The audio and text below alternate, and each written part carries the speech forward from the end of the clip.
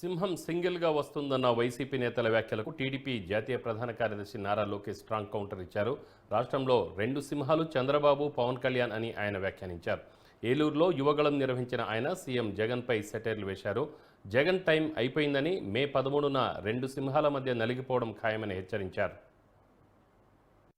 ఈ మధ్యన ఆంధ్ర రాష్ట్ర ముఖ్యమంత్రి గారు ఎక్కడికి వెళ్ళినా సింహం లాగా సింగిల్ గా వస్తున్న డైలాగులు కొడుతున్నారు. ఇక్కడున్న యువతను ఆలోచించమంటున్నా, సింహం పర్దాలు కట్టుకుంటూ వస్తుందా, లేదంటే సింహం వచ్చే ముందల చెట్టులు నరుకుతారా? జగన్ ని వేటాడడానికి రెండు సింహాలు రెడీగా ఉన్నాయి. ఒకటి చంద్రబాబు నాయుడు గారు, ఇంకొకరు నేను అన్నగా భావించే పవన్ అన్న.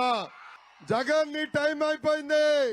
మే 13న ఈ రెండు సింహాల మధ్యలో నువ్వు అయిపోయేది ఖాయమని ఈ సభాముఖంగా నేను చెప్తున్నా.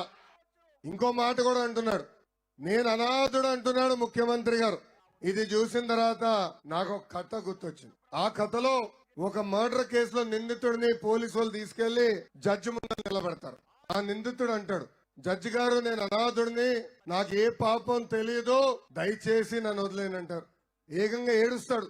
జడ్జి కాలు పట్టుకుంటాడు. జడ్జి గారు అనుకుంటారు, అయ్యో పాపం అనాథుడు అంటే వదిలేద్దామని పోలీసులు చెప్తారు. అప్పుడు పోలీసు వాళ్ళు చెప్తారు, సొంత తండ్రిని చంపేసింది ఇతనే సార్, అందుకే అనాథుడు అయ్యాడు అని.